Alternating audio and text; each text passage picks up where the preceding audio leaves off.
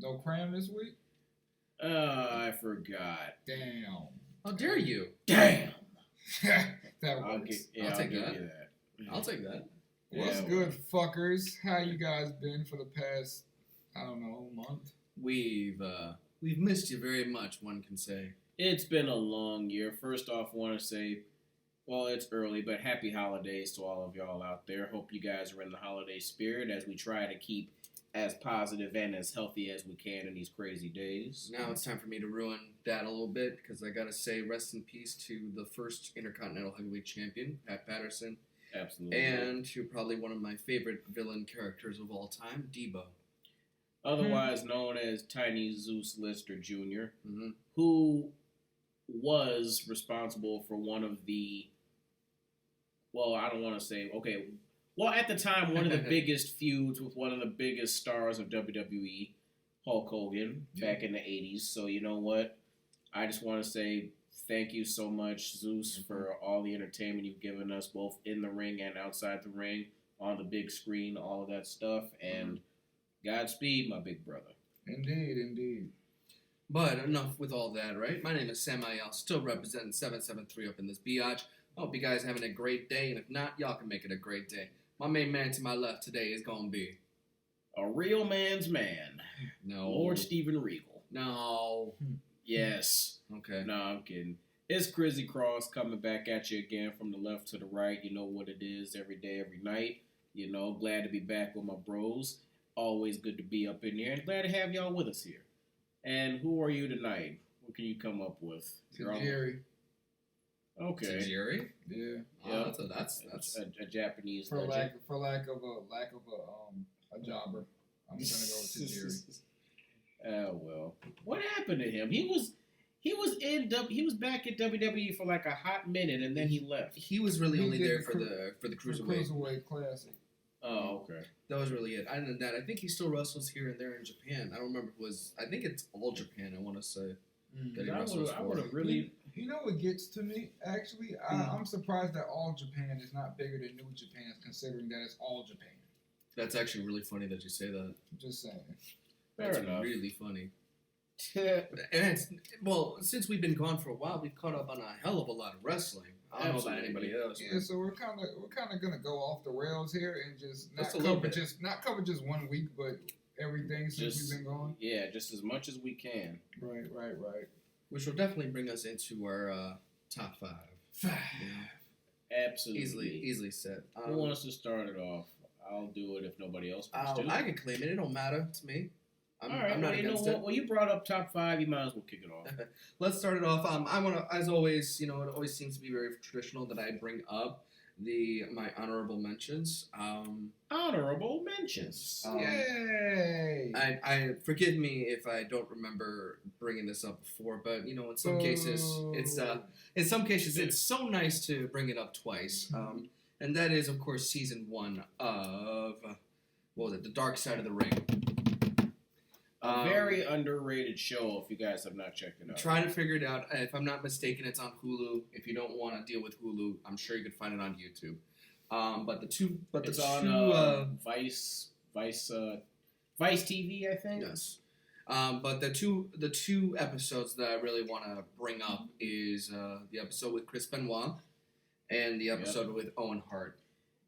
I hope you have strong emotions if you watch those 2 episodes. I'm telling you now. It hurt to see that what the wrestlers, the wives, the husbands, whatever the case may be, how affected that they were for those 2 tragic deaths. It was tragic as it is. And both of their families, both those wrestlers' families, really got the shit end of the stick after those tragedies. First off, with Chris Benoit, I think what hurt most was that he wasn't the same after Eddie Guerrero died. Mm-hmm. It was like, as much as he should have taken time off, gone on vacation, gone to Antarctica or something like that, he decided to distract himself was to wrestle, and it wasn't healthy. And to hear that woman, Nancy Benoit, wanted him to retire shortly after, and he didn't, it's almost like she knew that something bad was going to happen. But also at the same time, I think what hurt was that Most of the Benoit family, I believe it was a David and the aunt. I think I so. can't remember who it yes, was. it was. Forgive me for It not was remembering the son, names. Yep, it was the son and Nancy's Benoit's sister. Yes, and they basically lost contact, and they were reunited for the first time in 12 years, 15 years. Yep. Yeah. Yeah, and like David Benoit, I'm choked up on words because it's just that upsetting. Mm-hmm. How a lot of people threw crap on his name Mm-hmm. on behalf of what his father did. You know, he should not have been held responsible. He should not have caught any Not at all. hassle or any trouble for what Chris Benoit did. You know, that's just beyond ridiculous. And you know what? Nothing but respect towards him and nothing towards respect towards the aunt, because she caught her case of garbage from people, you know, who always got everybody always got something to say. Exactly. You know, and just like you said, but people need to shut the fuck up every now and again. Exactly. You know, With Owen Hart, I think what hurt. There was two things that hurt. Seeing the picture of how far Owen Hart fell, I had an out-of-body experience because that was about 75, 80 feet that he fell. Yeah, I would hate to be somebody that was in the actual crowd that had to watch that. Yeah. Yeah, because it's like, you know what, you think it's part of the show, and then, you know, reality smacks you in the face like, oh, shit. Yeah. That dude, he literally fell to his death. Yeah. And then what Jim Cornette said. Now, in a lost episode, we shit on Cornette a lot. And not the first time, and definitely we will be shitting on Cornette very soon. However, we ain't the only ones either. So however, it ain't like we're the only ones that hate on him. So. However, the one thing that made me like accidentally laugh, and I do apologize because just the way he said it was kind of funny. He said something like, "When Owen Hart fell, shit," and then he kept going. When Owen Hart fell, his last words was "watch out." But the reason that I said it laugh because when he said shit, he was kind of like, wait, I'm Jim Cornette. I shouldn't be crying right now. I'm Jim fucking Cornette. Yeah, but he literally said that in one of his podcasts.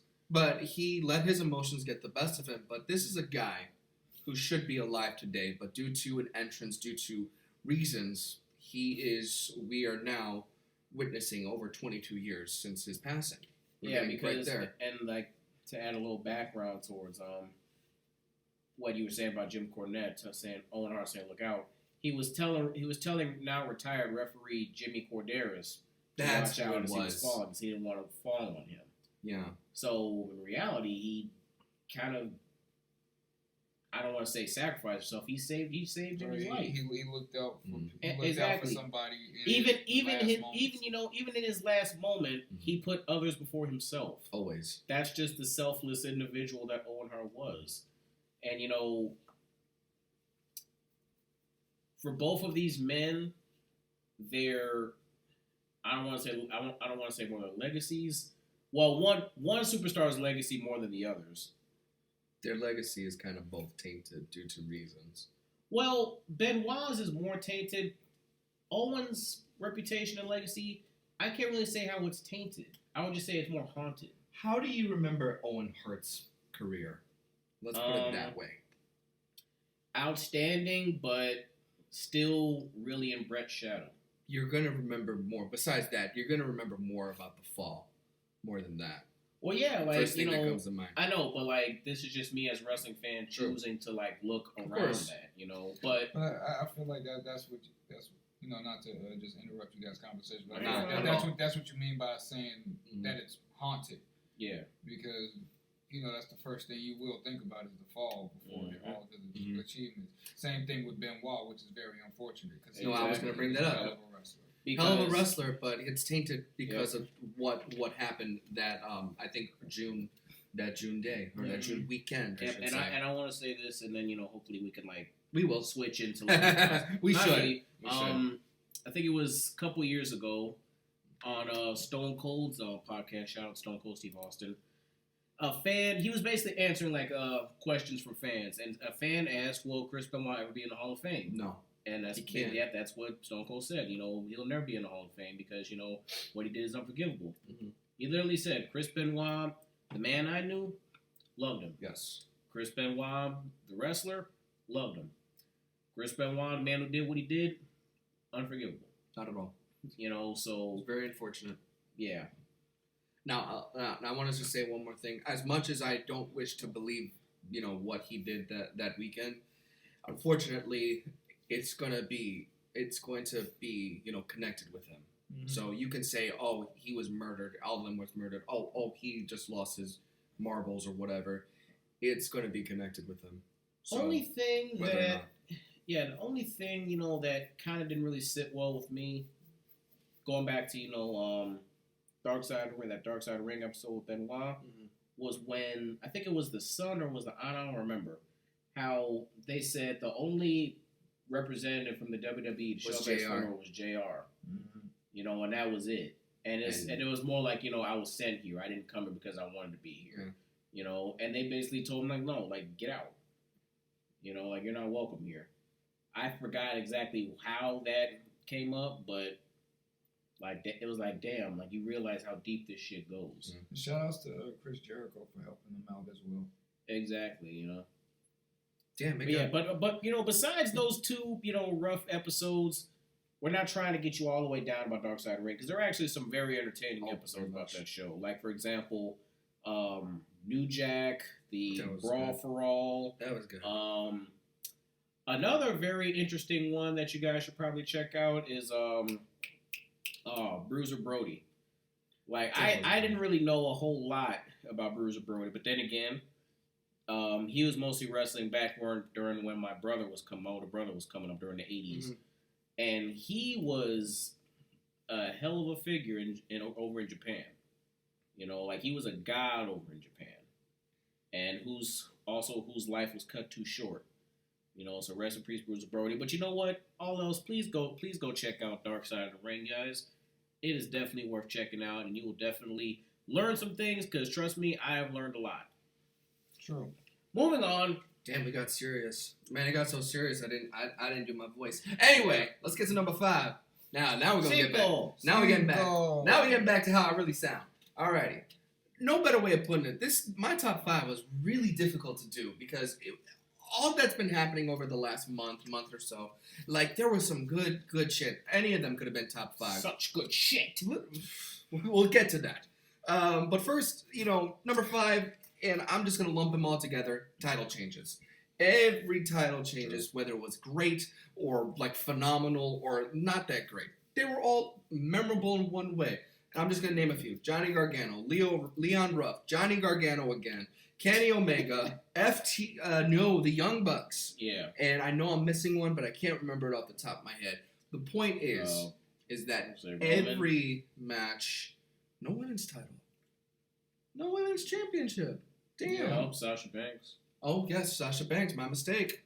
If it was up there with the last month, yep, Sasha Banks. Yeah. But my point being is that in one way or another, my mistake, Sasha Banks. They were all memorable one way or another. Right. How will you remember Leon Ruff winning the title belt with the title literally dropping towards his ankles? How are you gonna remember the Young Bucks? Well, one of them had a disadvantage with the leg injury and whatnot. Johnny Gargano, the tombstone across Damon Priest's head. Yeah, and the Scream version of Retribution. Oh yeah, that's right. Pretty much, that's all that was, man. Yeah, but anyways, the point being is, in one way or another, everything was a little bit memorable in every title change that has happened. Even I just kind of sort of forgot that one. Number 4. Quattro. Thank you. I was wondering where you went. Oh, getting some water. You were the smartest person, honestly. Sting. I'm surprised that's so low on your list. You're gonna understand why after a moment. Sting, even in WWE, every time he popped out, I always texted somebody, "Oh my God, it's Sting." Sting always had that presence that we shouldn't be marking out over a part-time 50-something-year-old wrestler. Yeah, but they said the same thing about Undertaker. And here I am being a hypocrite, being like, why Goldberg? He's only here a couple times a year. Why Taker? Why Brock Lesnar? And now I want to see Sting. Like, I sound like a hypocrite, but that's how much of his presence was. Now, you guys might be pissed off as to why Sting would leave WWE. I didn't watch the I'm episode sorry. yet, but I'm more than likely he's gonna explain. But I read somewhere that he was not happy with WWE, and sad to say, this hurt because he called it. He couldn't trust Vince, and look at what happened. Well, okay. You say you sound like a hypocrite because unlike superstars, like the Undertaker, like Goldberg, like this person, like that person. Well, how about this? Sting wasn't shoved in our faces No, he wasn't. like You're right. Undertaker and Goldberg were. You're right. So that's why I believe fans And that's are a probably little why more you're- accepting to him being back. Mhm. You know what I'm saying? Because it's not like every year, every Saudi Arabia, every what's that other freaking pay-per-view? WrestleMania. Crown Jewel. Oh yeah. Crown All the Saudi Jewel. Arabia Well, shows, whatever. I know that's the same thing. I apologize, but you get the point. Mhm. He wasn't shoved in our faces like those other two stars. Not were. at all. It's like, dude, how you can barely wrestle for fucking 20 minutes. What are you doing in the ring? Retire. Your time is done. No disrespect. Why are you in here? And I'm not talking about Sting. I'm talking about Goldberg. But like WrestleMania said, because money. Well, yeah. And, ratings come to Vince. And you know what? I believe one of you guys mentioned it, how Sting wanted to have a match with The Undertaker. There it is. And Vince was against it. That's he another- couldn't see it. Stupid. He couldn't see it. Stupid. Right. How do you not? Stupid. And this is why every week. Stupid. Okay. Stupid. No, let me get my Randy Orton rant over with. Right. Stupid. All All right, and this is All right. and this is why we say that the 80-year-old is out of touch. Anyway, you're right. That's probably you're right. Question is he going to wrestle in AEW? Don't know. I really don't want him to. But- the rumor is he is. Yeah. But like Sting would say, But thing's the for sure. matches- But the matches aren't going to have as much contact or whatever. But like Sting would say, one thing's for sure is nothing's for sure. Anyways, number 3. He said that too. Yeah, he did. Cinco. Tres. Excuse me. Sorry. Thank you. Oh, Thank you. And It's been a long day, all right? Forgive me. and just for that, I just got 2 words for you. War games. I was about to say suck it. I War refuse. games. Both of those war games matches were so intense. You gotta watch them by themselves. They Yeah. were so good. And get well soon to Candice LeRae. All those who got hurt. I heard Candice LeRae broke her arm. Yeah, that's. Well, they said it's uncertain if her arm is broken or not, but they definitely say it's a severe injury. But Yeah. I mean, she was on. She All- was on NXT. But All still. of them, the girls, the guys. She They wasn't were- in a sling or nothing, right? I don't recall. think so. I don't think she was. No. But you could tell by that spot with her and Shotzi on the ladder that she definitely hit her arm hard. Right. Yeah. No, the girls, the guys, they all were just on 10 and just stayed on 10 throughout the match. It was so intense. With a match at that level, you gotta be Even on Pat 10. fucking McAfee, second match in his wrestling career, and he was on fire too. Yeah. I mean, both of his matches have been Yeah. outstanding considering the situation. Mm-hmm. For him to just go into professional wrestling, the top professional wrestling company, and to put on both his matches to be actually good performances from him with no experience at all. Yes. Yep. He's pretty gifted Mm-hmm. athletically. Very true. Anyway, number 2. Us. Oh my god, I had a hard time with number 2 and number 1, but I felt like this is right. Both Roman Reigns versus Jey Uso matches. Mm-hmm. Yeah.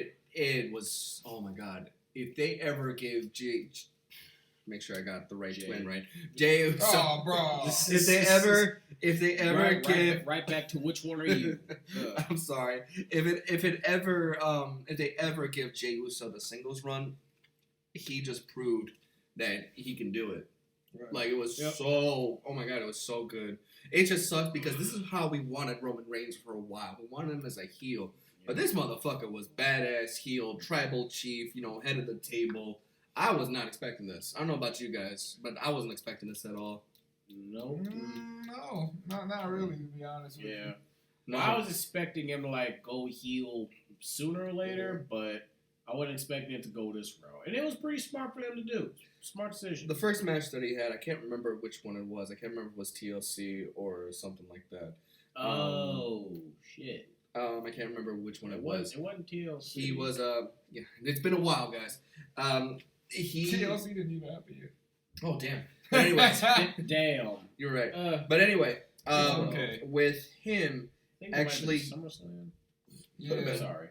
He was the one against the Fiend, right? The Fiend and no, it was the first time Jay versus Roman. Oh, that was Clash of Champions. Yeah. Let's go with that. Anyways, You know what? Clash of Champions. Okay, fine. let's go with that. Because the second one was Hell in a Cell. Yeah. Let's go with that. So the Let's first go time with that around, like I'm not telling the truth. you're right, bro. No, the first time around, he used a different form of emotion. Like, he beat the crap out of Jey Uso to force Jimmy to throw in the towel because Jey was not going to do it all heart, and even though he was, like, dead. So Roman used that type of emotion to be like, you know what? You better do something or else he's done, Right. basically. And I don't want to do this, but Yeah. I'm going to do it. The second time around in Hell in a Cell, he went to the other, craziness, the other direction. Yeah. Using the emotion of sadness to be like, you know what? You're right. I need a change. Aha! Swerve. Choke your ass out. Force the I quit. Force it, motherfucker. He was basically saying, like, you know what? You guys are really You guys really don't realize I have to be the best. Mm-hmm. And I'm willing to do whatever I have to do, even if it means putting you guys in the ground. Oh, yeah. I will be the dominant alpha male in this business. I don't want to have to do this to you guys because I love you guys so much, but damn it, my name is my name. Mm-hmm. Right. You know what I'm saying? And, like, I applaud that so much with Roman. Oh, yeah. You know? And I love the heat and the backlash that he's getting from these marks. I'm like, you guys are really so Y'all don't fucking understand full. it. Anyway, number one, Uno. and I'm pretty sure that we're going to talk about this a little bit later, but I have to bring it up right now. Undertaker's retirement. Well done. That's all I could really say. I've always brought up the story to you guys. I don't know if I said it in the podcast, but when I was a young guy, I don't remember, 11, 12 years old, actually standing in line, just to get an autograph from The Undertaker and his then wife, Sarah. That was crazy. Just to see, an idol, basically, Amen to that. him, just, signing papers, handshaking, photos, signing, just being a cool dude, basically. So I will always forever remember that. But, 30 years, you had your run. I know a handful of your last matches, Taker. It wasn't the best, but you did have a great send-off with the cinematic Boneyard match. I almost said Boneyard. Damn it, Wrestle Talk! Welcome to the Boner, y'all. I'm like, where are you going with this? So, Where would you like to be plowed? No. Oh, geez, good. Why? But anyway, it has been a hell of a ride for you, Taker, and you do need to enjoy retirement as much as you can. That is my top 5. I yield the rest of my time to whomever wants it next. I'll go with it. Alrighty. I just got like maybe 2, maybe 3 honorable mentions I want to get out of the way before I start my top 5. Okay. Alrighty, bit funny. So That was funny. Yeah, first honorable mention. Jeff Hardy and that scary bump he took during that what was that match? Was it against Elias? Yeah, it was against Elias. Symphony of Destruction or something. Yeah, like that. I forgot the name of it. But anyway, when he did that swanton onto Elias through the table, if you look close enough, the back of Jeff's head literally hit the steel steps as he landed. And I'm like, bro, how the hell is your neck not broken right now? Thank God, like, knock on wood, thank God it's not. Sorry to your neighbors if they heard that. Sorry to the ones that was listening with earbuds. Like, talk about literally putting your body on the line. He's been doing that for years. Yeah, I know he's been known to do that for years, but it's like, bruh, you ain't as young and agile as you used to be. Yeah. That's your neck we're talking about here. Not an arm, not a foot, not a... He damn near broke every part of his body. We might as well change his last name from Hardy to Knievel. Shit, you funny as hell. Second honorable mention, Shoot. Tony Storm heel turn. Okay. Oh, that was good. I did not see that coming. Oh, Yeah. I for literally real. did not see that coming. And I was like, okay, you know what? And when she said the promo, did I not say you would see a new Tony Storm? I'm like, well, yeah, you kind of did. well, shit. I literally said that watching the show. Like, well, she did say that. And I was like, all right, girl, good for you. You know, like, I don't know where they're going to... Well, you know what? I don't want to say I don't know where they're going to go with it. I have my ideas, but I'm not going to spoil it. So I'm like, okay, I'm happy with that. Cedric Alexander finally showing some real potential with this aggressive attitude with That's him a and the good one. Hurt Business. You know, and I believe if he keeps it up, he ain't going to really need the Hurt Business anymore. No, not at all. Right. You know, especially after last week when he walked out on them after beating Xavier Woods. I found that hilarious, to be honest with you. Yeah. He was like, I can do anything. I'm the best. And Right. every kid showed looking at him Right. like, nigga. Right. Yeah, like, Where what you the going? fuck? He walked off like he won the Super Bowl. Right, like, what the fuck are you doing? I And don't, last I don't know. I kind of feel like since we're on this topic, do you feel like it's too early to show dissension between the Hurt Business? Yep. Yeah, I definitely feel like it might be a little too early to start In doing that. classic WWE fashion? I think that's probably why they toned it down this week. Maybe, but you know they always pick back up on these things like while it's Yeah. still too early. Yeah, well, I mean, like, you know... Like the only story that I know, I can't even say that about Sasha and Bailey because they should have held that until WrestleMania, but here we are. Unfortunately. Whatever. All right, my last honorable mention, then I'll get to my top 5. I know I'm talking a lot. No, you're good. I know we covered Roman Reigns. I want to go over his promos that are improving. You know, ever since whether or not you become a champion or not, you get better as a talker whenever working with Paul Heyman. Mm-hmm. I don't care what anybody says. Like some of the talent, excluding Brock Lesnar, because Brock Lesnar just chooses not to talk. I'm pretty sure he's great on the mic. Mm-mm. If he wanted to be, I mean. Mm-mm. He never was good if you talk about Brock Lesnar on the mic. That is something we're going to have to disagree on, my brother. What I'm trying to say, all right, you know, fuck Brock Lesnar. I don't give a shit about him. I'm not Right. trying to change your shit. I just... No, I get what you're saying. All I'm trying to say is, you know, I believe if Brock wanted to be, because Brock don't give a damn. All he's gotta do is go in the ring, destroy the motherfucker, take his check, and go home. That's all he wants to do. He doesn't have to be good on the mic. I'm saying if he wanted to be. Yeah. You know what I'm saying? If it meant that much to him, I believe he could. But anyway, No, you're right. Roman has got so much better on the mic. It really shows in his promos, especially with being a heel. Because you know what? A lot of superstars have said it's so much more fun being a heel. You know, because you come up with stuff to say and stuff to do that's a lot easier. Like, what can I do to piss you off today? You know what I'm saying? Like, that's one of the best things. Like, what can I do to piss people off today? And that's why I think it's so much fun being a heel. So kudos to Roman. So kudos to Roman on his improving promo skills, bro. Love what you're doing. Definitely a lot right. better than calling Seth Rollins a steaming pile of suffering succotash. Yeah. And I'm like, okay. What an improvement. Yeah. Because like the most savage thing he had as a face was when he called basically, you know, Kane Randy Orton's bitch. That was it. Yeah. Remember when John Cena slaughtered him in a promo war that whole month? Yeah. Yep. It's called a promo, son. If you want to make it, you gotta learn how to do it. Good times. Yeah. And I think every time Roman gets on the mic, he uses that hatred and that anger to make his promos better. Damn you, John. Yeah, pretty much, you son of a bitch. Probably has a poster of him hanging before every time he goes out. I swear to God. He just looks at him in the locker room, just looking at that poster. You son of a bitch. What am I going to say today? Alrighty. Number 5. Cinco. TikTok. Karrion Kross has returned. That's so good. Fall and pray. Man, I really look forward to him climbing back on that brass ring and taking the gold. You know, one day at a time, bro, but it's always bittersweet when I don't care who the superstar is, when they win the match, when they win the title, and then they have to relinquish it the next day because of injury. Mm-hmm. I don't care who you are, face or heel, that's always hard to do. Mm-hmm. So Glad to see Karrion is back. Looking forward to the path of destruction he goes upon. Number 4. Quattro. Keith Lee, possible heel turn. I'm not excited to. It's not official or not, but you can kind of read between the lines. It might happen. Can you please explain it to me?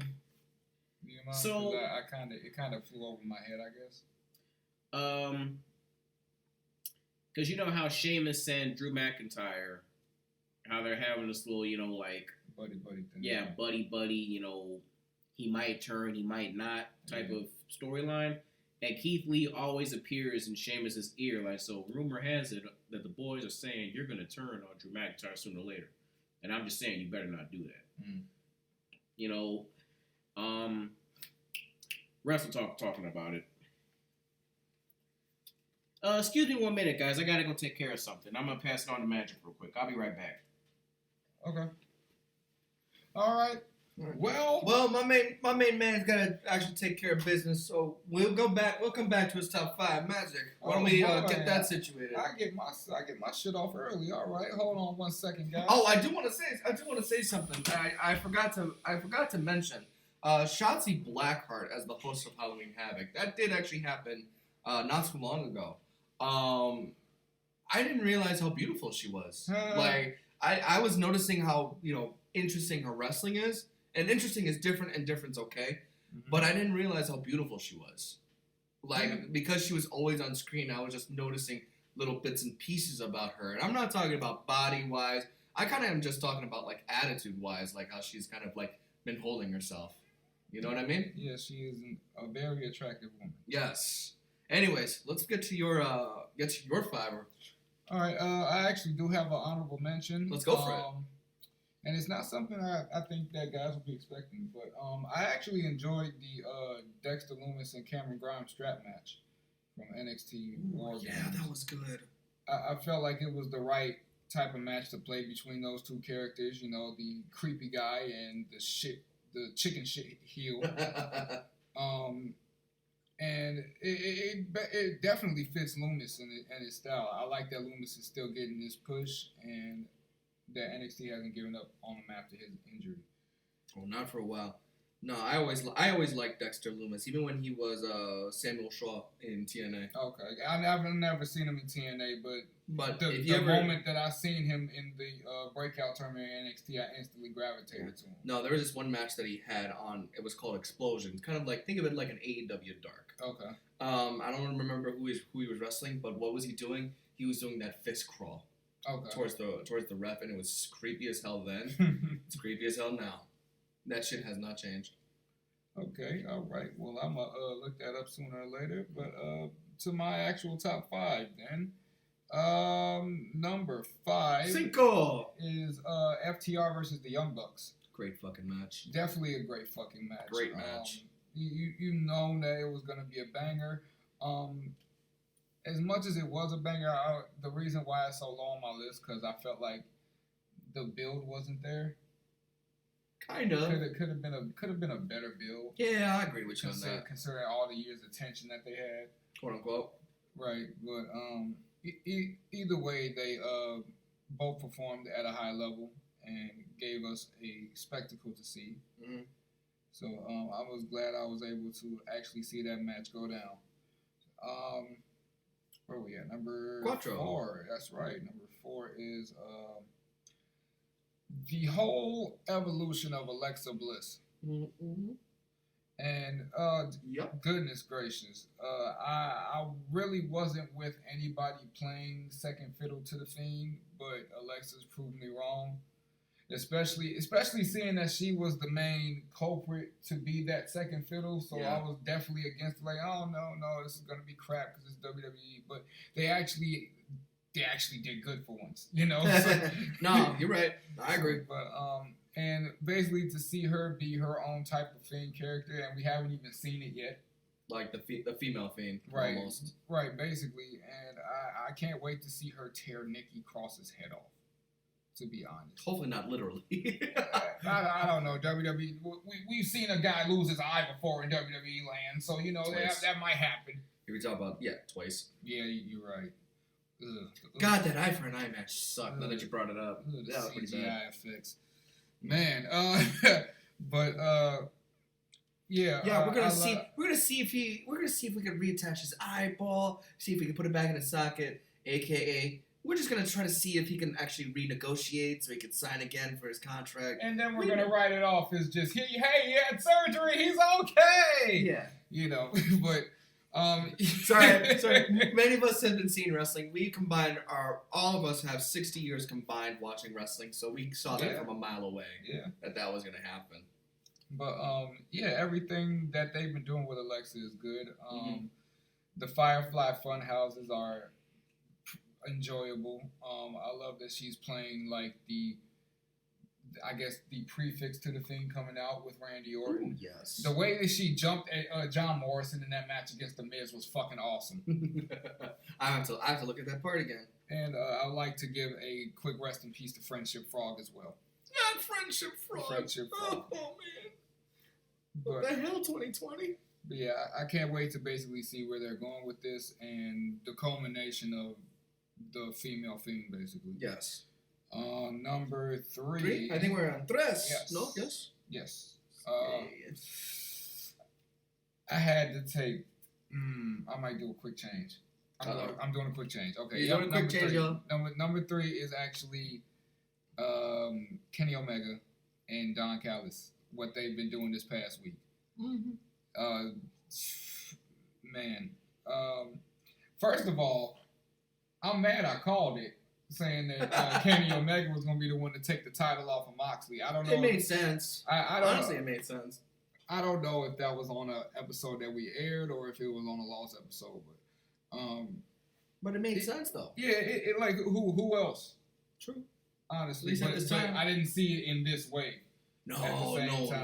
Like when Don Callis was there, I did not expect for Kenny to actually. I didn't even think of the swerve. Right, I didn't think of the swerve. I didn't think Don Callis would be there to You know what? I saw the heel turn. I saw the Did heel you? turn in the tournament. Okay. He squashed match against Sonny. That Sonny. Yeah, that was awesome. That was freaking It was like awesome. literally if I look at my notes or if I see it, I think the only thing I said was, "Boy, that escalated quickly." Yeah. I mean, I saw it then and there too. I guess I just didn't see Don Callis playing a part of it like this. But the way that I saw a little bit on Impact, the way that they were explaining it, it was like this didn't happen like in months. This happened in decades. Right. He was basically trying to say I'm the invisible hand that kind of coerced him to do so. Exactly. I'm kind of that guy that was like, yeah, you know what, AEW, that sounds great for you guys. Like he's trying to say all that. This guy is still playing Cyrus the Virus. Right. But yeah, good storytelling overall, and plus it gave me an actual reason to watch Impact. I'm so sorry to say it like that, but I have not been interested in Impact until Kenny Omega said he was going to be there.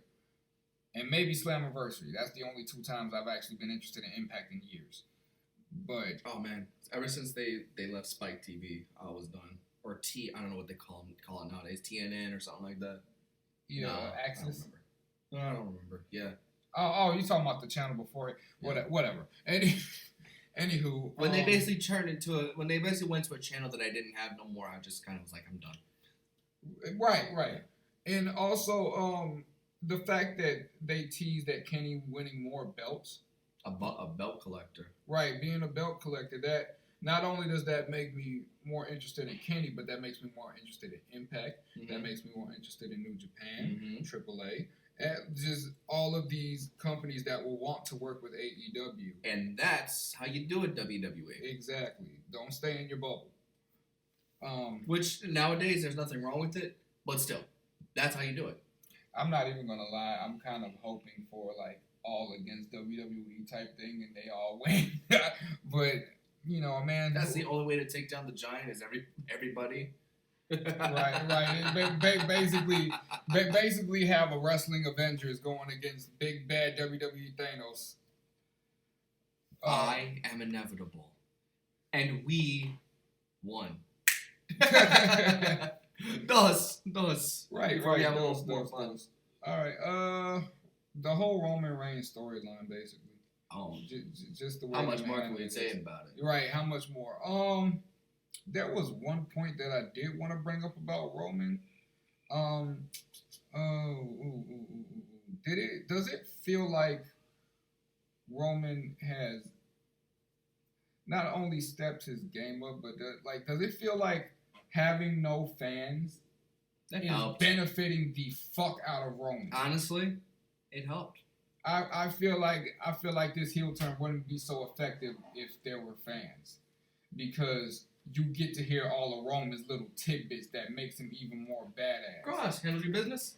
Yeah, everything is fine now. Cool. Sorry, guys. Cool. Thank you so much. Cool. Oh, cool. Roman I'm Reigns- glad you came in. Was you talking Roman about Reigns Roman? at the Thunderdome. Roman Reigns at the Thunderdome. Right. Wasn't you talking about Roman before? Helping or hindering? Yeah, I was. Yeah, we were. Okay. Where you guys at? That's actually in my top 5 as well. That's my number 2.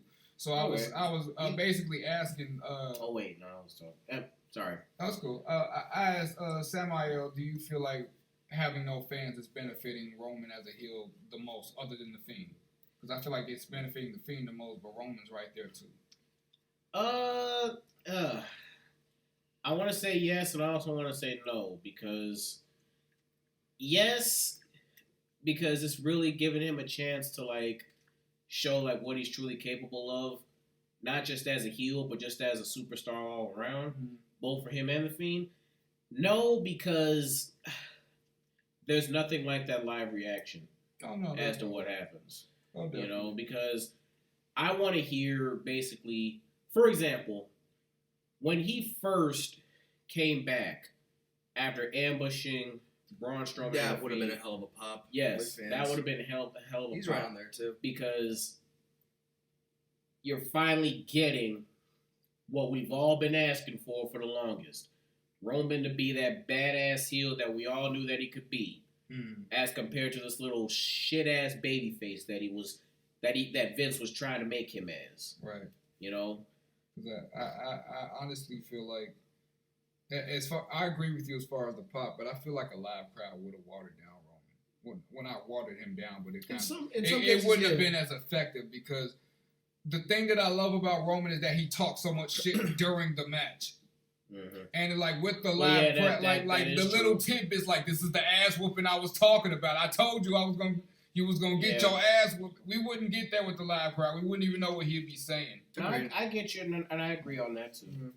Fair enough. So in some cases it's a hit and miss, but other than that, you know, more often than not, I think the Thunderdome has been helping him more than hindering. Yeah, but other than that, the whole thing with Jey Uso, I feel like is genius. I feel like it's like Paul Heyman being there and Paul Heyman having no control over Roman. I feel like that is genius. Yeah. But I like this, because with Paul Heyman with Brock Lesnar, it was like, look, I'm your guy. But with him and Roman Reigns, Paul is kind of like, I don't know anymore. I don't know. Right, exactly. Right. Look, I'm just here. He just wanted me here. It's like, look, Paul is like, you know what? I'm gonna be over here if y'all need me. Right. You know? It's just his facial reactions when Roman was literally beating the hell out of Jey Uso were just phenomenal. Literally. Call me the tribal chief. Here's Paul. You are the tribal chief. Shut up, Paul. Right. I need to hear it from him. Also, at that time, he was just kind of like, son. The other little thing Right. that he does that I love so much is that this head of the table thing, and he literally, whenever they have a contract signing or whatever, he literally sits at the head of the table. Yep. I love that. I love that about him. I didn't catch that. Now, the only thing I'm concerned about, not so much with Roman, not so much with Jay, what are they going to do with Jimmy when he's back 100%? I hope they put him with Jay and Roman, honestly. I think eventually, I feel like that would be the best thing to do, you know, but I think eventually they will put him there, but not right now. He's going to be like, dude, bro, what the hell? Yeah. Yeah, but I think, I agree, like, after a certain amount of time, it's like, all right, you know what, it's that, the whole saying goes, if you can't beat them, join them. Right. That, and you know, stick with your family, you know what I'm saying, blood thicker than water. But I still feel like Jimmy is going to fight it, at least for a little while. I kind of wish that Sika and Alpha had a bigger role into the story. True. Instead of just that one-off appearance. True. And Rikishi. Yeah. Kishi as well. But yeah, that's really all I had to say about the Roman thing. That's what I was holding back while y'all was saying y'all pieces. And then your Evil Uno? Oh shit. He was actually. My phone died. My evil. Do you remember what your evil Uno was? I'm trying to think of it off the bat.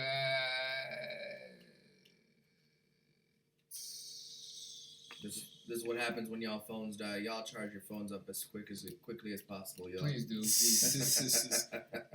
When in doubt, charge her out. Yep. Knee slap. Yep. And try not to wait until was your it battery WWE? dies. Was it WWE or AEW related? Sting. Hey. Oh, okay then. Thanks. Yeah, you're welcome. The stinger. It was Sting coming back. Yeah, nothing can really beat that to me. Like Sting coming back. Sting coming back to TNT in 20 years almost. Exactly what you was about to say. 20 years. Yeah. Hearing Siobhan say his Sting. classic. And That's not, like I'm sorry. go ahead. No, that hearing him say it's Sting is just like hearing JR say Austin. Yes. You know. Yeah. It's just that iconic voice to describe, a popular superstar. Yeah. That nobody else can match. Yeah, because Michael Cole butchered that shit in whatever that was. What, 2016? No, not 16. Oh my Whenever the God. fuck he came back. Yeah, Oh and I'm my like, God, bro, it's don't do that again. It's him. I know that's not what he Right. said, but he probably said something along those lines. Yeah, you could tell Michael Cole tries too much to like either top or match, a JR or Not gonna happen. Tony Schiavone. Right. Whenever it's a top superstar. Not coming gonna out. happen. And I feel like everything was All just he has is it's boss time. Or here comes the big Oh dog. my God. He don't even got that no more, thank God. Good. But I think everything about Sting's return was perfect. Like, Oh my goodness. the yes. fact that it blended in with the Winter is Coming theme, so you didn't even know who it was. Even though he had a crow right in the video, you didn't know if it was Sting because you just seen all this winter shit, and you was like, oh, what the fuck is going on? Yeah, I'm like, no shit, winter's coming. It's Christmas. Even though in some places don't feel like it's Christmas. Yeah, it's true. We had the snow falling, him just not saying nothing, looking at everybody, and that face to face with Darby Allin.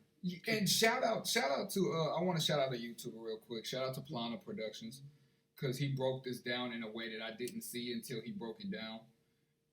The way that he was facing everybody was just different. Yes. Like when he faced Arn Anderson wasn't scared of him, so he could look at him face to face, up close and personal. Mm-hmm. He went over to Dustin.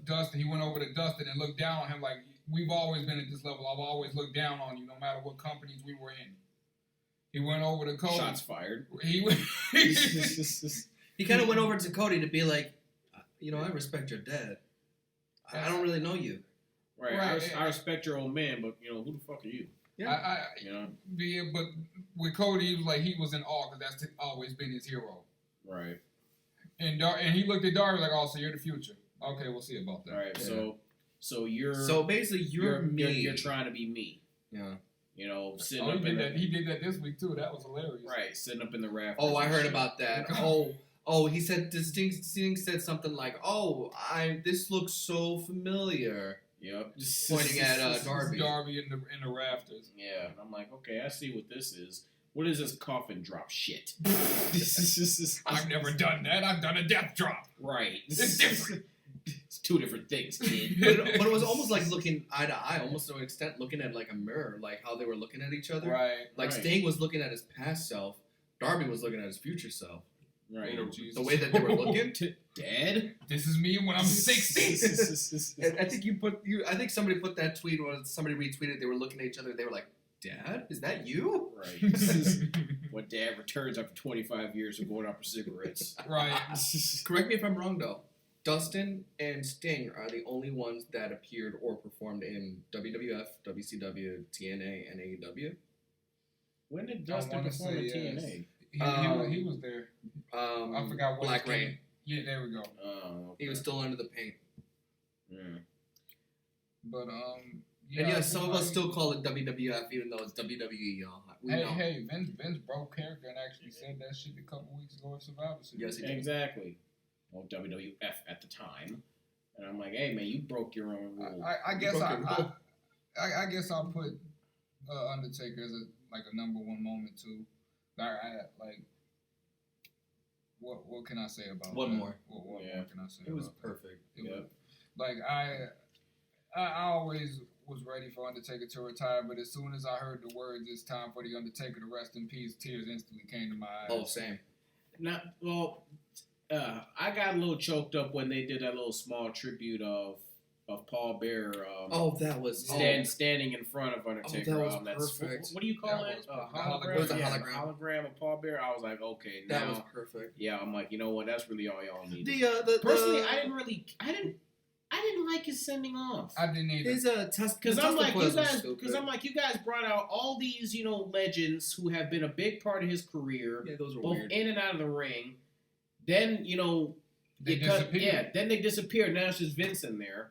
Even Godfather was kind of like, could have kept Kane there at least. Right, exactly. Even Godfather said something about it. Also, the Tesla coils were kind of dumb. It was entertaining, but kind of dumb. The what? The lightning bolt static stuff that was playing What the hell was with that music that was playing too? It was his theme song. I know it was his theme song, but that's how Tesla coil sounds when you're trying to when you put music onto it. That's actually how it sounds. So before you start saying that sounds really weird, first off, it was dumb, and second of all, if you're questioning, that is actually how music sounds when you put it through the Tesla coils. I felt like I was playing WrestleMania in the arcade game. Yeah. We've really covered Undertaker a lot, and we agreed upon that was going to be our. We were supposed to talk about this later, but you know what? Screw it. Right, that's why I threw it as my number one. Well, you know what? It's the hot topic now, so you know what I'm gonna say it now. I think you were at number 2, if I'm not mistaken. No. 3, but you know what? I'm gonna get back to that in a second. I just want to bring this up. We might as well. You guys might remember this. You might not. Well, I'm pretty sure you will. Back during Attitude Era days, back around 2001. You guys remember WWF Desire when they had that song by Creed, My Sacrifice? Yes, I do know. Yeah. I love that song. I don't care what anybody says. I like that song too. Yeah, but anyway. All right, dude. Before we get copyrighted. I don't think they're gonna sue a 28-year-old man that don't know how to sing. Well, you'd be quite surprised nowadays. Nah, but anyway, the reason why I bring that up is because Stone Cold did one, but they also did one with Undertaker. Yep. And Triple H, I think. Yeah, and Triple H. But, and Kurt Angle. But Kurt Angle was during 2003. But I'm getting sidetracked. Right, sorry. Undertaker said in his beginning, that's my yard out there. I remember that. And I'm going to hold on to that yard until that big dog comes in, bites me on the ass, and kicks me out of it. Son of a bitch, he called it. He did, and I immediately thought Roman Reigns. You son of a bitch! You son of a bitch! You were thinking 2 decades ahead. That's my yard up there, and I'm gonna hold on to that yard. That big dog comes in, bites me on the ass, kicks me out. How much you want to bet Vince had this plan for 6 years? Of course he did. We're gonna call him the big dog. Right. Why you call him that? I have my reasons. Right. You probably did. Why do you have your reason call him the big dog? Yes. Okay. He go talking under his breath. I can't wait till you fold up that coat and that hat. What'd you say? Nothing, Mark. Nothing. But no, man. I can't. You finally. You're officially retired. Finally, the prophecy. What? What'd you say? No, nothing, Mark. It's okay.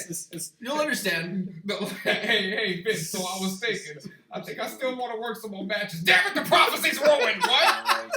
No, you know what? I don't even think. No, Undertaker gonna be the one to do it. That's gonna be Vince. I guarantee you. Give it a year or two, and I bet you, because even Undertaker said it. You know what I'm saying? It's like, okay, in Vince's office, he's got that emergency brake button. He takes that hammer, breaks the glass, calls the Undertaker. I need one more favor from you. I'll get my hat and coat. That meme. Michelle. Undertaker's coming back to NXT, I tell you. Michelle. As soon as they hit under 400,000 viewers. He wants you to wrestle again, doesn't he? Yeah. All right, I'll get our tickets ready. All right. Well, make sure you get tested, too. Yeah. Well, thank you, sir, for taking over for me. Had a little problem. Technical difficulty I had to take care of, guys. Oh, Sorry no worries, for my man. absence. We hate doing 2-man jobs, but if necessary, we could do it. That's what she said. Pause. I'm gonna leave that alone. I left off with Keith Lee. I'm on to number 3. That's War Games. War Games. All around pretty good pay-per-view. A lot more of the heels took a lot more of the victory than the faces, but I'm like, you know what? Screw it. It's entertainment. A match that was really slept on, in my opinion, was Timothy Thatcher versus that was good. Tommaso Ciampa. Yeah, versus Ciampa. Because everybody mostly looks at, Tommaso Ciampa as, a badass brawler, but you forget he can wrestle too. He can get on the mat and do some damage as well. You know what I'm saying? And I believe it took a superstar like Timothy Thatcher to bring that out of him and help remind the WWE universe, like, hey, he can brawl, but he can also wrestle too. Just like another known history, and I don't hate to bring his name up again, but I'm gonna do it anyway. Chris Benoit challenging Stone Cold Steve Austin to a wrestling match back in 2000. And in that match, Stone Cold actually out-wrestled Benoit and won. Because back in his WCW days, Stone Cold, when he was studying Steve Austin, was a technical wrestler as compared to a brawler when he was WWE. So, my point is sometimes it takes a certain superstar to bring out the best in you when it comes to in-ring material and technique. Sometimes. No, you're right. Sometimes that's got to be like that. Yep. Number 2. Dos. I'm just going to, say it quick because clearly we've talked about it so much. Sting making his, TNT return / AEW debut. I think a lot of people overlook the fact that it's been 20-something years. Almost 20 years, Yeah, actually. almost 20 years since Sting was last on TNT. Literally, 2001. I think it was March 2001 to be exact. Yeah, the last episode of Monday Night Nitro when he was battling Ric Flair. That was the last time you saw him on TNT, and now he returns home to his home network. So you know what? Shout out to him. And number 1, and I'm surprised that nobody brought this up. Oh shit! Kenny Omega. I did. Well, I brought. Okay, you must have brought it up. I stepped away. I put in title changes as number 5, so that was kind of a part of it. This was a hard top 5 for me. I just put the whole thing with him and Don Callis while you were. Well, that's fair. Well, just brilliant writing. Literally, you got people literally calling this, Montreal Screwjob all over again. Right. Yes and no. They're calling it the Golden Screwjob. Yeah, and it's like, you know what? This has caused so much havoc. This has caused so much, controversy. I love it. I hate you. You love to hate it, and that's good storytelling. And Vince's words is such good shit. So you know what? Bravo to them. And, shout out to Tony Khan, man, for doing all this, cross-brand networking. You know what I'm saying? Because we said it the last time, because I believe Tony Khan is closer to our age, so he kind of knows what we want. Right. I agree with that, and he's not hesitant to work with other companies. Well, not even just that. He's not hesitant to listen to and give his superstars a chance to do what they want to do, tell their own stories. Because, look at what he's doing. Obviously, with Kenny Omega. Look at what he's doing with Eddie Kingston. He's literally let Eddie Kingston, like, hey, man, just go out there and... He's basically telling him, like, hey, just go out there and talk. Just go out there and piss people off, Look what he's doing with a lot of superstars. He's letting them be in control of their own characters. Something Vince only allows... The top guys. Yeah, his top favorites do what they want to do. And not to mention the cross-brand promotions. With NWA Power... Right. With Serena Deebs being the women's world champion. Thunder Rosa, actually. Yeah. Still one of my favorite women wrestlers, on AEW. Right. Nothing against Brent Baker, Rebel, Big Swole, but she is, up there. You know what I'm saying? And it's here's the difference. Here's the thing that sets, AEW and WWE apart when it comes to working with other brands and, recruiting their talent. Tony Khan, he can make positive connections with certain superstars, from New Japan or from AAA or from Ring of Honor or Impact or whatever. With Vince, he doesn't really have to. He can have those connections if he wants them, but his reputation and WWE's reputation is speaking up for itself. For where those superstars want to be a part of that organization because it's the number one brand, because it's the number one wrestling company, and because that's Well, we're on Big Boys Play. Damn, you just reminded me of the conversation we had, like, I don't know, what was that, like 3-4 months ago? Yep. About that same topic. Yeah. But, like, not to mention, it's always one of those, I know you work for Impact, but you're hired. Great, what do you want me to do? Here's a shovel. Right, pretty much. Bury yourself. Yeah. But you get the point, though. Tony Khan, he could make a positive relationship to make you want to come and work for him. Vince, he ain't got to do that. He's like, hey, man, my company and my reputation speak for itself. I know you want to work for me. Yeah. Here's Tony Khan. I know you work for Ring of Honor, but you're hired. Cool, what do you want me to do? No. What do you want to do? Right. He's like, okay, well, agree to disagree. Agree to disagree. He's kind of like Paul Heyman back in ECW days, but making all smart decisions. Agree to disagree. Very much so. If that makes sense. No, because I know where you're coming from. Because Paul was all about giving his superstars, letting them be in control of what they wanted to do. But he just made stupid decisions. Yeah, because Paul Heyman was like, look, when somebody came up to him, we want to do this idea. You know what? Let's try it. And if it doesn't work, we won't do it. Exactly. It's cool. But yeah, that was pretty much it for my top 5. Thank you guys so much for being patient and helping me get it out the way. All that good stuff. But man, so much stuff has literally gone down. I feel like there's a whole lot of stuff we haven't covered. Oh, shit. We'd be talking forever. How do you guys feel about, the women's division nowadays? AEW? Pick one. I'll start with WWE. I feel different ways about different ones. Yeah. I'm not gonna lie. I'm starting to get a little bored with it now because with the main roster, or with WWE's women's division right now, because it's like, the main roster. Yes, main rosters. Okay. Yeah, you're right. Let me be more clear. Because you know what? No. Right. How many fucking times are we gonna see Nia put Lana through the table? At least one more time. I'm like, Brian Zane with Wrestling with Regret said it best. Lana is going through the sins of Miro. Yeah. Yeah, pretty much. Just like the bigger Miro gets, the many more tables Lana's got to go through. And I'm like, damn, that's some shit right there. How can I put it? With Sasha Banks, I'm so thankful that they gave her the belt. I'm thankful she that actually kept it on her first title defense. Exactly. Kept it on her first title defense. Kudos to her and all that stuff. I'm really excited to see Bianca Belair work with Bayley. That's gonna be interesting. Yeah, because it's about time Bianca started getting some more TV time. She's more than a hell of an athlete. She's a hell of a personality, both backstage and on stage. Wait, she's been on the main roster, right? Yeah, she's on SmackDown. Does that mean that she's once again undefeated?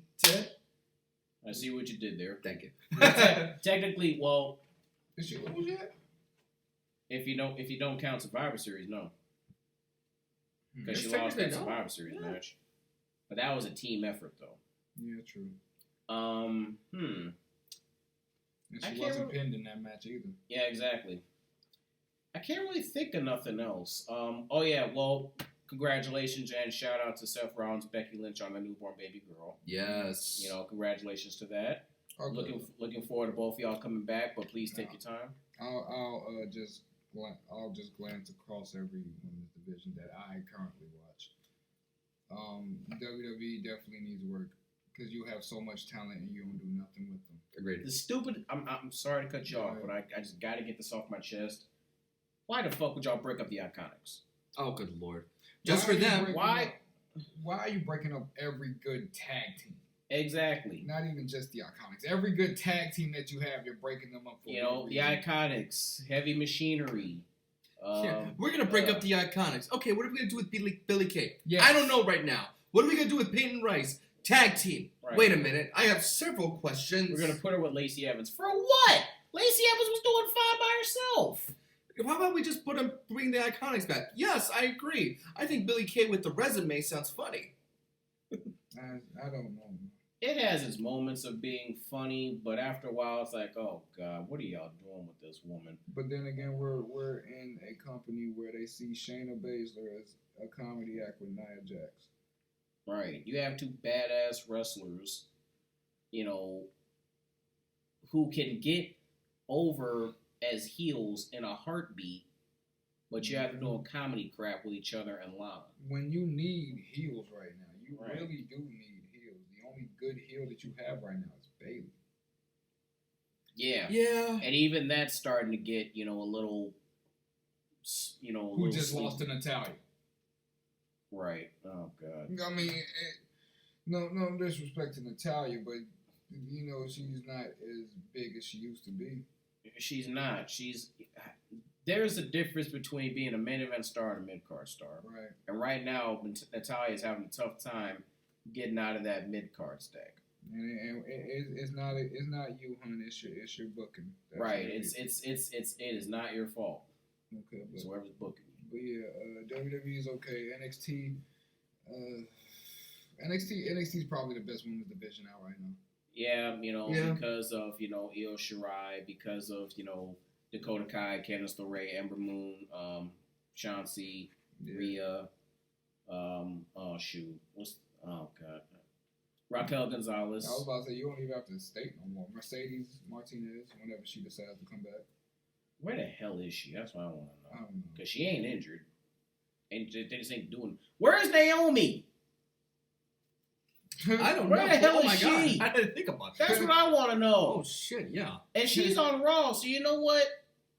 Okay, I want to make a prediction. Maybe somebody did. Maybe one of y'all did. I want to say she'll be the first female member of the Hurt Business. Oh, so. I can see it. I believe that would be a good addition to them. They need a female. Because you notice how almost every big faction has a female. It should. I feel like Dark Order has a female. Retribution, they have Mia Yim. I'm not happy about it, but they got a female. That's if they're even around by the time we get this out. Yeah, that's true. But you get the point, though. Right. And AEW definitely needs work, but not main roster ish type work, not WWE main rosters type work. They just need star power. Let me rephrase that. They just need some star power. Agreed. With the males or the females? Females. Yeah, I agree. I mean, you've got, of course, Hikaru Shida and Mm-hmm.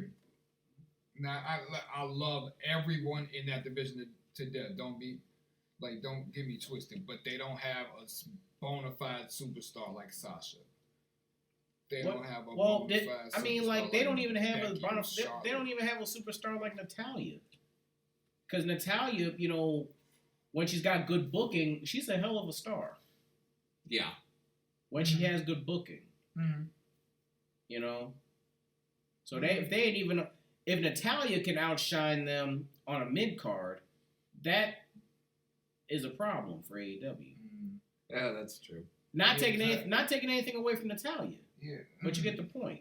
If WWE's mid card, okay, excuse me, let me rephrase it. If WWE's mid card women's superstars can outwork and outrate AEW's women's main event stars, AEW's got a problem in their women's division. Yeah. And it doesn't help that they only give them a good 10 to 15 minutes of airtime each week. Yeah, with 3 commercial breaks. Right, so.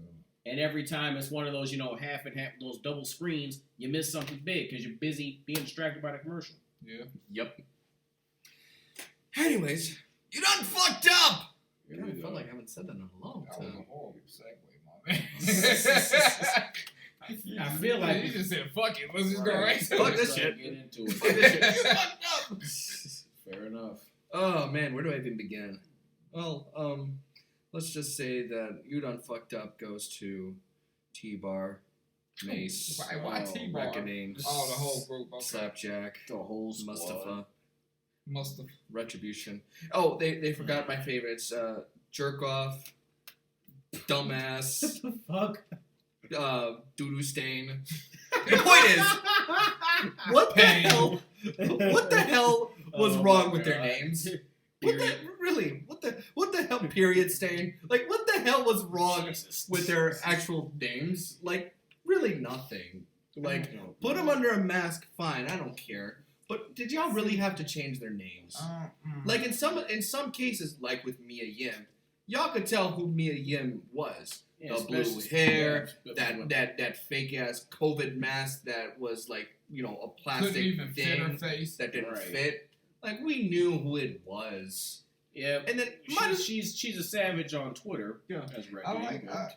you know what? Throw the hacker in as well. Throw the SmackDown hacker in as well. Because them just saying, I'm Mustafa Ali, leader of Retribution. Oh yeah, by the way, I was also the SmackDown hacker. But besides the point, we are Retribution. Dude, really? I gotta admit that at least they're trying to tie up things instead of just leaving it by the wayside like WWE usually does with their storylines. Yeah, but this sucked. They still technically kind of did. They just had Mustafa, just burst the bubble about it. That's what I'm saying. That's what I'm saying. At least they're going back. At least they're reaching back to tie in that loose end. Yeah, it still sucked though. But it's like, honestly, it was just it's like the damage is already done. Oh no! They didn't say that it didn't suck either way. But at least you're keeping up. But it's with like, shit. okay, fine. But the point is, it's like, why do they have to change their names? Like, what was wrong with Deja? What was wrong with Dion? You didn't see their actual. I saw it, but it's I did not. I like it. I like it. Somebody explain this. So Twitter recently updated their social media on the phone, where they have these IG wannabe stories, Snapchat stories, IG Lite stories. They call them fleets. Okay. So basically, for about 10 seconds every time, you can make up whatever. In some cases, yes, if you find an adult-themed social media, you will find an adult-themed fleet. Don't ask me how I know that, y'all.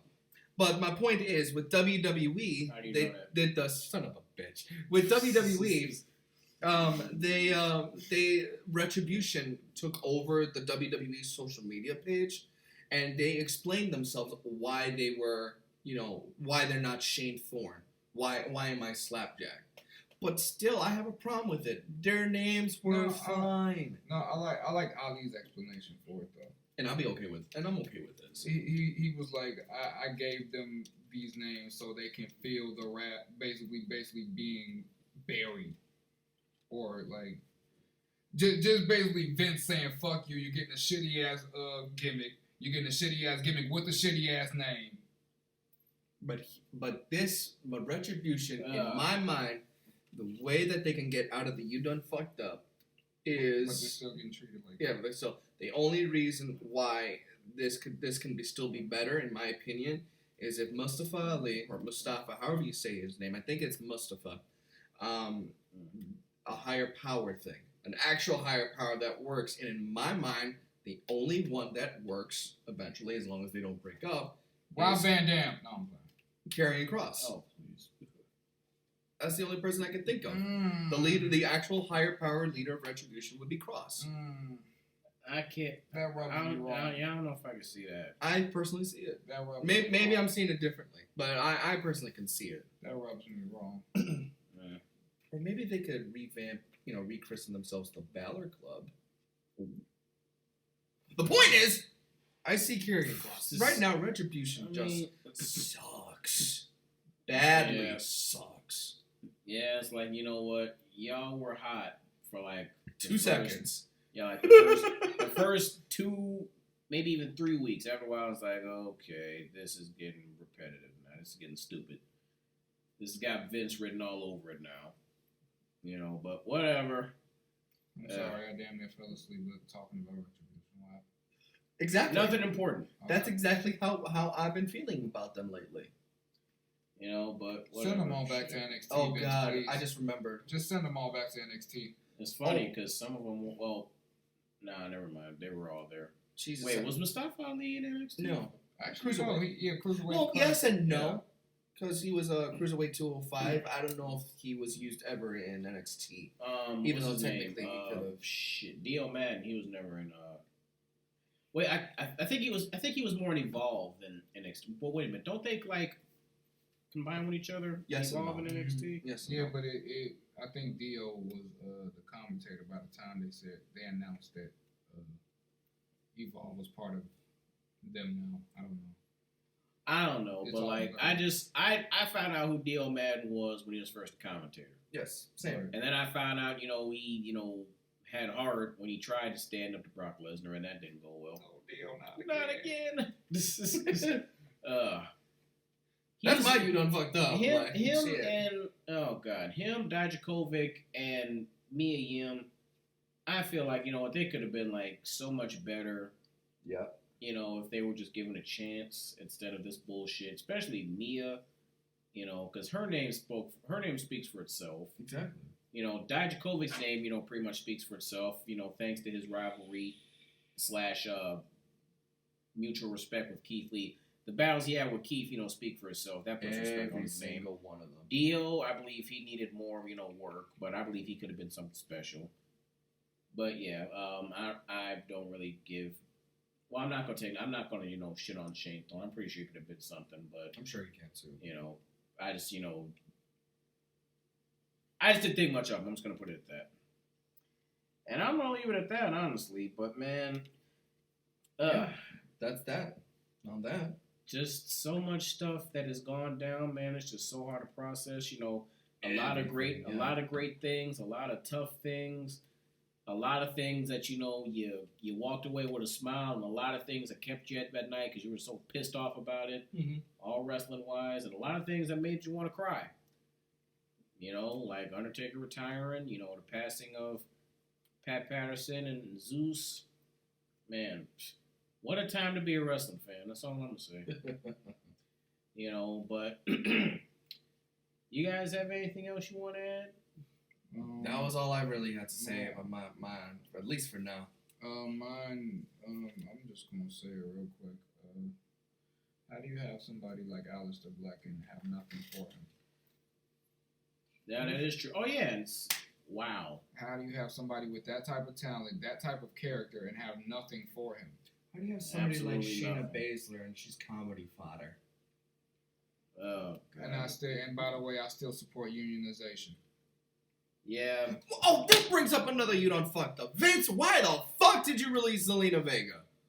That brought up another thing. Thank you for reminding me of my man. Like, what the fuck was that about? Well, just because she said something about supporting unionization? Like, come on, man. You know what? Yeah, that's another reason why Vince might be. Bitch. Yep, and that's the next segment. Sorry. The son of a bitch of the night, and he is, Did he retain his son of a bitch? He's a repeat offender. Vincent Kennedy McMahon Jr.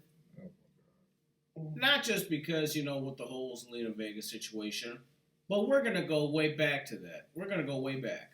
We're going to go towards the Undertaker streak. Now, it recently came to, yes, I can see why you guys putting your heads down. And I don't blame you.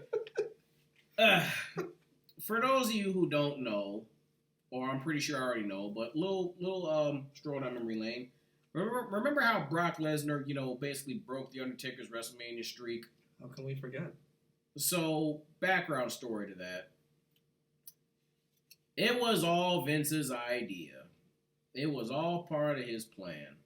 And it wasn't supposed to go that way at first. Son of a bitch. Undertaker literally said the night he showed up at that WrestleMania, that fateful night, the night he showed up in the arena, Vince came to his locker room, or his dressing room or whatever, and said, we're going to put Brock over.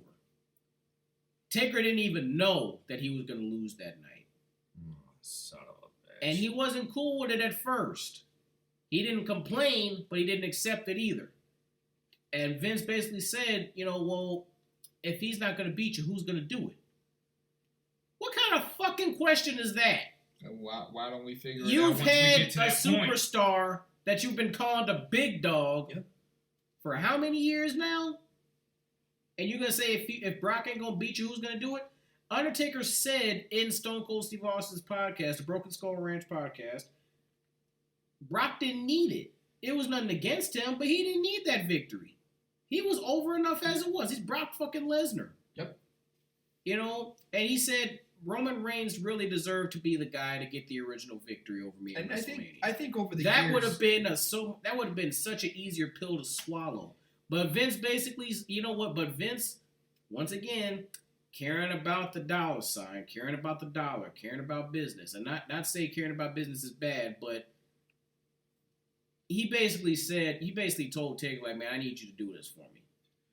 That was basically what it was, because he needed Brock to continue to put asses in the seats, He needed Brock to continue to sell the tickets, this, that, and the other, and here we are.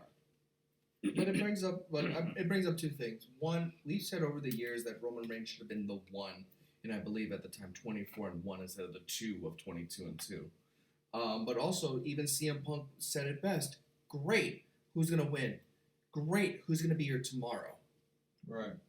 Yeah. Exactly what he was talking about in the Colt Cabana podcast. Which, by the way, even though it was 2 hours long, I recommend you listen to it. Oh yeah. For sure. Because think about it. Did. You know me, I was a Punk diehard. So. I mean, think about it. When Roman beat Undertaker, the heat he got, the heat he got the next night on Raw. Right, if he actually beat the streak instead of just beating the Undertaker. That right. heat would have been nuclear. That probably would have been an extra 15 minutes of booing right there. I swear to God. He would have walked out. There wouldn't have been a Raw. Right. Every time he tries to put up the mic, he'd have been like, screw this. Right, be like Randy Orton, I can't do this. Right, I can't do it. He would actually break character. Sorry, Vince. But no, like, think like that'd be great storytelling, though. Because if you remember, after that, him and Undertaker teamed up to take on Shane McMahon and Drew McIntyre. Mm-hmm. That would have been great storytelling. The young dog, you know, the old dog comes back to help out the young dog. Mm-hmm. Yeah. You know, that would have been great storytelling. Like, yeah, you beat me. You earned my respect. This yard is yours now. I'm giving the torch to you. You know, that would have been better storytelling. But instead, you get Brock Lesnar, who didn't need that victory. His name, like I said earlier, his name is his name. Yes. You know what I'm saying? His name speaks for itself. He didn't need that victory. But we can sit here all night talking about that shit. Can't change history. Amen on that. You ain't gonna like it, but you can't change it. And that's a tough pill to swallow. But goddamn it, just give me a bottle of water and I'll do my best. Another thing we all have a problem with Vince. We can talk about Vince. We can have our own fucking episode about Vince. But What is up with him not wanting Zelina Vega, Charlotte Flair, Aleister Black have their own Twitch, YouTube, Cameo, OnlyFans? I didn't even know Charlotte Flair had her own stuff like that. I think she did. But what was the point of not having that, making a little extra income? Because there's extra income that he's not involved with. Now we said this before, and I can't remember where it was anymore. This is where we'd be like, oh, Charlotte Flair has a Twitch? Oh, she's talking about WWE. Oh, well then let me go see ratings, Vince. You need rating badly. Yeah, if that's the case, then he should have just told them, can you just promote us a little more on your stream, you know? Instead of firing Zelina Vega because she kept her, Twitch up. Which, by the way, thank God, because immediately after she got fired, she got 10,000 subscribers. I loved it. What a big screw you. I swear. We can have our own episode about Vince and how stupid or how genius he is supposedly, but that's neither here nor there. Magikk, do you have something? No, not really. Shit. We literally talked about everything. We even talked about the Undertaker. That was supposed to be our last thing, guys. My bad. Yeah, that's all good. That's how, the Undertaker was to us. He was, basically, while we were growing up, he was having his career in WWE. Yeah. He was making sure that we were entertained by one way or another, and entertained us he did for us almost 30 years. Because some of us are going to be turning 30 very soon. Mm-hmm. I got 4 years left, so you know what? I'm gonna enjoy it. Yes. Not to frown upon turning 30. You know, everybody grows up, everybody evolves. You know what I'm saying? I agree. What was I gonna say? Again, I know I sound like a broken record or repeating record, which is cool. Undertaker, man. His name is his name. His reputation speaks for itself. And the only reason why I say that is because it is. Again, back when he was on, and you notice how, him being retired, he's doing a lot more, public good presentations. He's doing a lot more podcasts and interviews now. That's good. Because you remember how, back when he was under contract, you wouldn't hear from him. He was, I don't know if he was just that private or, He was the one to keep kayfabe. So when he was a dead man, his price was always high. Right. So that way, any time that he was smart, because any time that he was able to lift the veil, they'll be like, "Look, we need you. We need you. How badly? $55,000? No, $125,000. Almost there. I'll put it this way. I'll put it this way. For over, for numerous decades, we've gotten to know Undertaker. Mm-hmm. Now we're getting to know Mark. Well, I didn't think of it like that, but you were right. Yeah. Oh no, you're right. You gotta look at it That's that way great. now. We're getting to know Mark now, not the dead man anymore. Well, that's true. Because those are two different people. Mm-hmm. You know what I'm saying? But anyway, when you think of the Undertaker, you don't really picture him having a whole lot of world title reigns. But then again, he said, you know what? A superstar like the Undertaker at that caliber, he doesn't need to be, He didn't need the belts. He didn't need to hold the belt in order to be one of the top faces of the company. Mm-hmm. Because his name and his reputation speak for itself. You know what I'm saying? The amount of respect he earned, not just from backstage and not just from the fans, the amount of respect he earned from all around, all people, was enough for him to remain one of the top guys of that company, whether he held the gold or not. True. And that type of respect, that type of props is not given to everybody. You know what I'm saying? So I remember the first match I ever saw with Undertaker was back in, I think it was 2000. This was when I was first getting into wrestling. No, I take that back. It was 1999. I was just, sitting with my brother. We were just, flipping through channels. He got bored. He gave me the remote, and I'm flipping. And I just see this big, scary-looking dude, backstage just beating the hell out of this guy. I forgot who he was beating up. I forgot. But I just remember now I remember. It was when he had... You guys remember the Ministry of Darkness? Yep. Yeah. It was back then we had that whole group, and they were whipping the hell out of Christian. Mm. And I was like, what the fuck is going on? And then I see them, just tying this guy up to this symbol. I think it was Big Boss Man at the time. And I was just mesmerized by him at that moment. And it was thanks to him and, thanks to Austin as well. I became the WWE fan that I am today. Mm-hmm. But, man, just salute to Undertaker. Salute to Mark, man. You've done so much for this business, and you continue to do a lot of stuff for this business. And I look forward to seeing the next chapter in your life, man, because as you said in your documentary, you never know. Yeah. I just want to give a big thank you to Undertaker. A big, actually, not related to wrestling at all, but a big thank you to Joakim Noah. As a Chicago Bulls fan, he just retired. Oh man, that is true. Man, from wrestling to NBA, how did that happen? Hey, well, since I'm giving thanks to Undertaker, I might as well, since he just retired this week too. True. Yeah, fair enough. And rest in peace to Tiny Lister also. Mm-hmm. Amen.